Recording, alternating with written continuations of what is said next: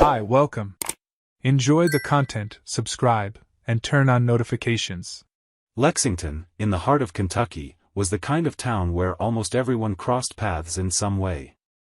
Whether at local restaurants, shops in the historic downtown, or Sunday farmers' markets, faces became familiar over time. It was in this setting that Miles Thompson and Jenna seemed to live one of those marriages everyone admired. They'd been together for nearly 10 years, and to outside observers, they were the definition of a calm, solid partnership.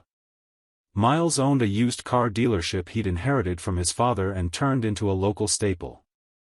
A tireless worker, detail-oriented and respected by both customers and competitors, he carried a reputation built patiently through honesty and total dedication to his work. Jenna, on the other hand, always leaned more toward creativity. After years working as an administrative assistant at various companies, she decided it was time to try something new, something that truly reflected her identity. With encouragement from friends and Miles' support, she started making custom t-shirts at home. At first, it was small, just a few designs for people she knew, but word of mouth quickly gave the little business momentum. She set up a space in the back room of their house, with a modified table, paints, fabrics, and a printing machine she taught herself to operate. It was her way of pursuing personal fulfillment without giving up the comfort of home life. Their daily routine had a lightness few couples managed to keep after so many years. During the day, Miles ran the shop with careful attention, while Jenna split her time between orders, researching designs, and managing the household. At night, they naturally found each other again, like two people who respected their own rhythms but never failed to reconnect. They often hosted friends for small gatherings that had become almost a weekly ritual. On Fridays, their backyard was usually lit up with simple string lights, a speaker playing 90s music, and wine glasses passing between conversations. Jenna made sure to prepare snacks, while Miles arranged chairs, tested out new board games, and kept the freezer stocked with ice. Their friends, a tight-knit and consistent group, loved spending time at their place. There, everything seemed balanced. No awkward fights, no heavy silences. Jenna and Miles treated each other with an easy affection, like people who shared far more than just an address. They shared decisions, memories, plans. In public, their affection was subtle but present in gestures, exchanged glances, and private jokes no one else understood. And even when the house was quiet, they kept their own routines.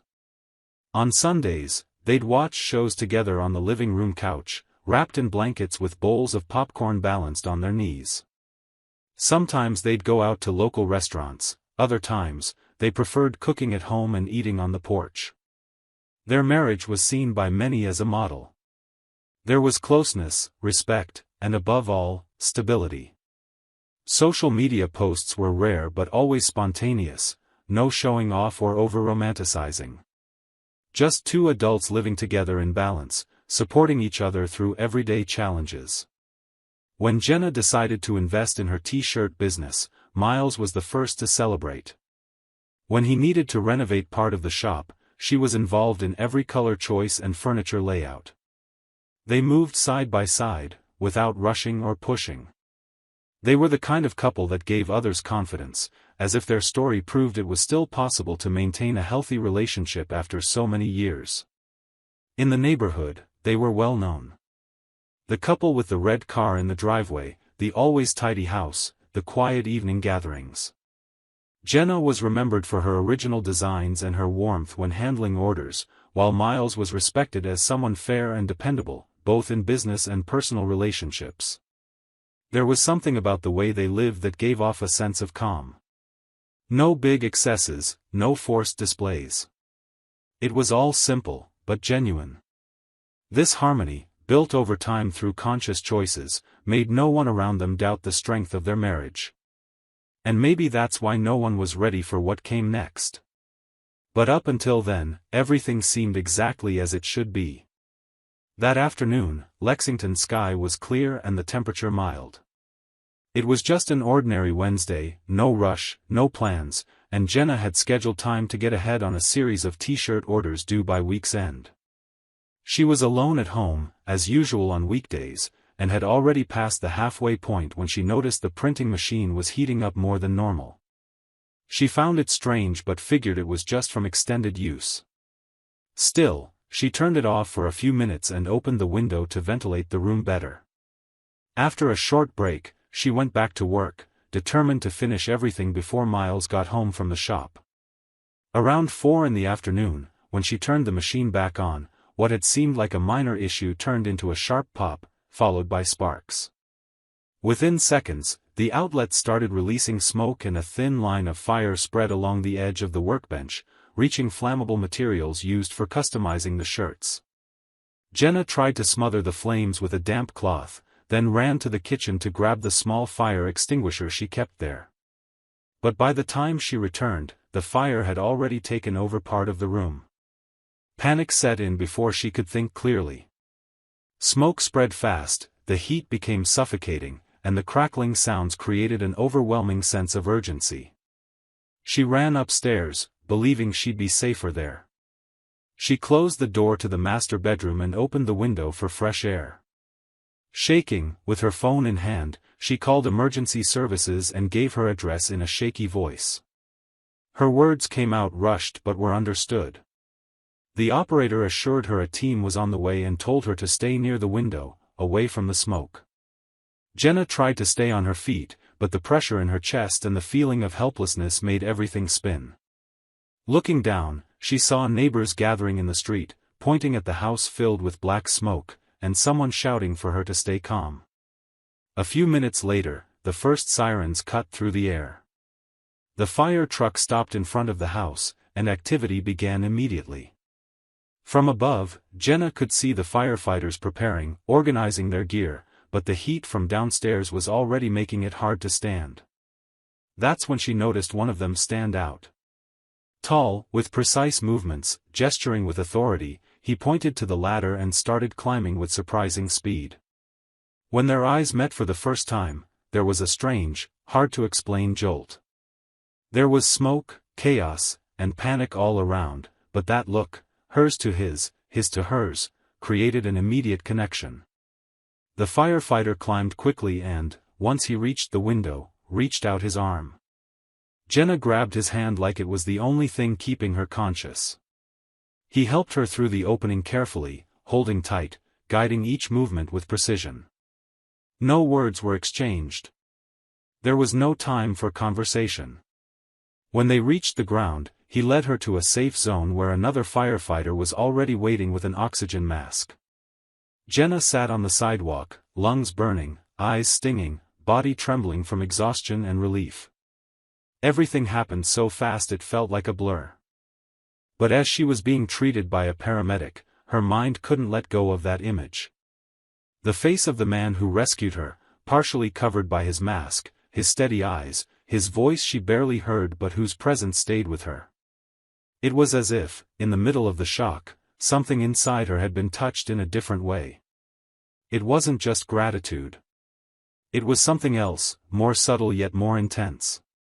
Like that moment had opened a crack in some forgotten part of herself. Neighbors talked among themselves, praising the firefighters' quick response and the team's efficiency. Miles was called and left the shop immediately, arriving just minutes later, frantic. He found Jenna sitting, calmer now, wrapped in a blanket and surrounded by responders. He hugged her tightly, asked if she was okay, and she responded with a vague nod, still shaken. The firefighters began securing the area, and the house, especially the ground floor, was visibly damaged. Jenna didn't say much. She just stared ahead, like someone still trapped in a moment no one else had noticed. That night, even with her body exhausted and her eyes heavy from crying, Jenna barely slept. Their house had been condemned, and she and Miles were temporarily staying with a cousin while they waited for the homeowner's insurance process. The memory of the fire came in flashes, but what disturbed her most was the image of the man who'd reached his hand through the window. His face, his posture, the way he'd held her. She didn't know his name, nor did she understand this feeling that had emerged in the middle of the chaos. But she knew something inside her had changed. And no matter how hard she tried to ignore it, the question kept echoing silently in her mind: why did that moment stick so deeply? There was no answer yet. But the first sign that her life would never be the same had just appeared. The fire had left deep marks, both on the house and on Jenna's thoughts.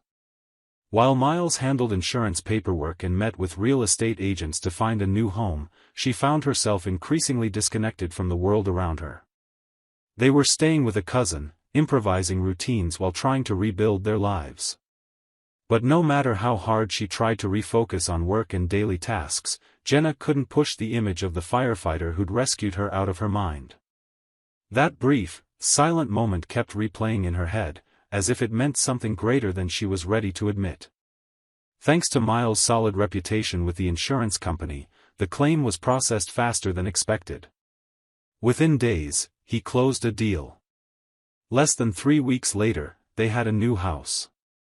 In the new home, Miles tried to rebuild what the fire had taken. Jenna smiled, unpacked boxes, said everything was fine. But inside, she was already somewhere else. Jenna tried to rationalize her feelings as simple gratitude. But the restlessness grew every time she closed her eyes. She felt a need to know who he was, as if that knowledge were part of a cycle that needed to be completed. She started discreetly searching for information. She looked up local news reports about the fire, watched videos from community channels covering the incident, and eventually found a short article showing firefighters in front of the house, commenting on the response.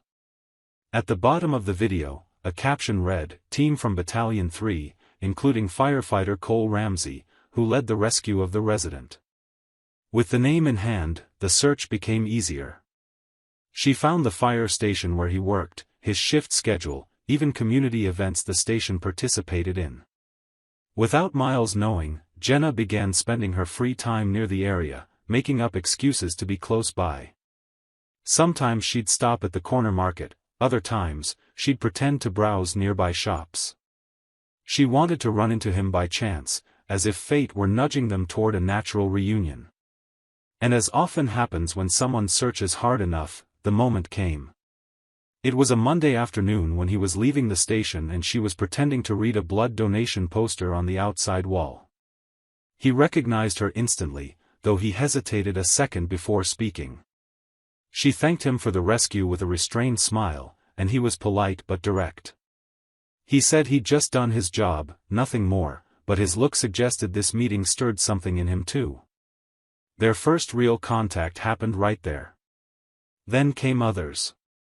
An afternoon coffee at a quiet spot, messages that started with small talk and grew into longer conversations. Jenna told herself there was nothing wrong, that it was just gratitude extending itself. But deep down, she knew something was slipping out of control. Before they realized it, they were arranging meetings more discreetly. A distant park, a cafe where no one knew them, then a remote parking lot where he'd wait for her in his car. The meetings became frequent. And inevitably, they stopped being just conversations. She told Miles she was visiting suppliers, picking up fabric, delivering orders. Miles, busy with the shop, never questioned it. After all, she'd always been careful with her schedule. The physical relationship happened without rehearsal. During one meeting, inside his car, he held her hand longer than necessary. She didn't pull away. She just let it happen. When their lips met for the first time, there was no immediate guilt. Just an emotional release both seemed to have been carrying for weeks. Jenna left that meeting with her heart racing, but no immediate regret. It was as if something inside her had awakened from a deep sleep.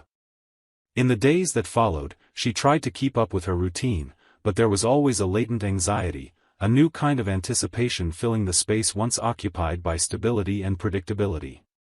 Still, her conscience began to weigh on her. Jenna knew what she was doing was wrong. She thought of Miles, of the marriage so many admired, and for brief moments, she felt the weight of betrayal forming. But justifications quickly silenced the guilt. She told herself she'd never been unfaithful before, that this was different, that Cole had appeared during a time of fragility and chaos. That maybe this feeling wouldn't have happened if not for the shock of the fire. She even thought it might pass, that it was just a phase of emotional confusion. But the truth was, the more they met, the harder it became to stop the cycle. What Jenna didn't know was that someone was watching closely. A colleague of Cole's, also a firefighter and a longtime acquaintance of the Ramsey family, grew suspicious of how often Cole was leaving the station outside regular hours. Once, he saw Cole getting into a different car after his shift. Another time, he overheard fragments of a conversation suggesting something serious was going on. And though he didn't know all the details, he realized it involved a married woman. To him, it was unacceptable for a fellow firefighter to risk his reputation, and the department's, over something clearly beyond acceptable limits. Driven by personal integrity, he decided he wouldn't stay silent. The firefighter had lived in Lexington for years and attended the same church where Miles had been a wedding usher. One day, he saw an old photo on the church bulletin board and recognized the name, Miles Thompson. He discreetly looked into it and found out the wife had survived a fire that Cole had responded to. The rest was connecting the dots. Meanwhile, Jenna remained immersed in this parallel world, believing everything was still under control. But what seemed like a well-kept secret wasn't as invisible as she thought. And the risk of everything coming to light was closer than she could imagine. On a humid Thursday morning, Miles was at the shop reviewing weekly reports when he received a message from an unknown number. The notification appeared ordinary, like any other, but the content froze him completely. The message was direct, no beating around the bush. It said his wife was secretly meeting a firefighter named Cole Ramsey, that this had been going on for some time, and that very day, around 6 in the evening, they'd be together in a remote parking lot on the outskirts of an industrial area. The location was attached, along with a final warning that read like a caution, "Go and see for yourself." Miles read the message 3 times before he could process it. His first instinct was disbelief. Jenna had never given him reason to suspect anything, and despite the past few months being tough due to the fire and the move, he believed they were overcoming it together. But something in the tone of the message, the accuracy of the details, and the name of the firefighter, the same man who'd rescued her, created an unease he couldn't ignore. He spent the day distracted, thoughts racing, and when the clock hit 5:30, he closed the shop without telling anyone and drove in silence to the location. The parking lot was behind an old, inactive warehouse, surrounded by trees and with little activity. Miles parked a safe distance away and waited. A few minutes later, he saw a gray car approach. It was Jenna's car. She got out, quickly scanned the area, and stepped into the car already parked there. Miles recognized Cole immediately. His blood boiled.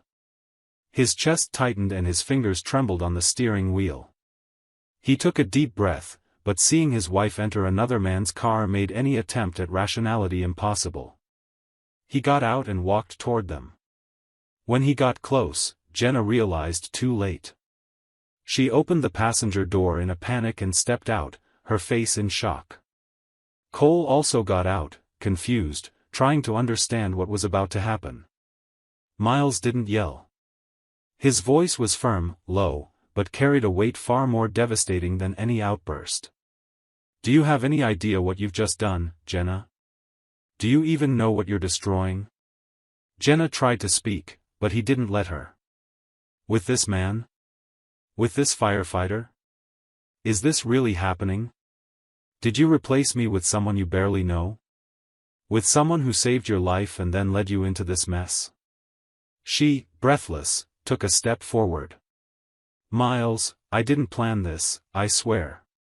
I was vulnerable, the fire messed with me, Miles raised his hand, as if asking for silence. "It's not about the fire. It's about respect. About everything we built. I was by your side through every decision, every hardship. And this is how you repay me? Making me look like a fool while lying straight to my face?" Cole tried to step in, his voice hesitant. "I didn't mean to cause problems. It happened, but not with bad intentions. Miles turned to him, his gaze sharp. "You knew she was married. You knew.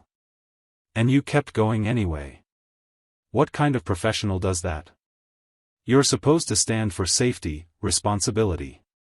Instead, you acted like a kid. This won't just end here. I'm filing a complaint against you. And you, Jenna, this is over. Completely over. There's no coming back." She started crying, trying to move closer, but Miles stepped back. His eyes were wet, but his posture was firm. He'd made his decision right there, in the middle of that silent parking lot, among the emotional wreckage that remained. Without giving time for further explanations, he turned and walked back to his car. The pain burned inside, but there was no room left for hesitation. Everything he believed he had with Jenna had been destroyed. And now, all that was left was dealing with the consequences. The consequences didn't take long to arrive. The day after the confrontation, Miles went to the fire department's internal affairs office and filed a formal complaint against Cole Ramsey, detailing the firefighter's involvement with his then-wife, despite knowing she was married. The complaint was taken seriously, especially because Cole had directly responded to the recent incident involving Jenna, which made the ethical breach even worse. The department immediately opened an internal investigation. Within weeks, after a preliminary review and internal statements, Cole was officially suspended for misconduct and violation of the Code of Ethics. Though the suspension was initially temporary, it remained indefinite with no clear path to return, effectively ending his role. The image of the dedicated professional unraveled, leaving behind a void hard to repair. Jenna, meanwhile, didn't even have time to try to fix things. On the same day of the confrontation, Miles asked her to leave the house. His tone wasn't aggressive, but firm and final.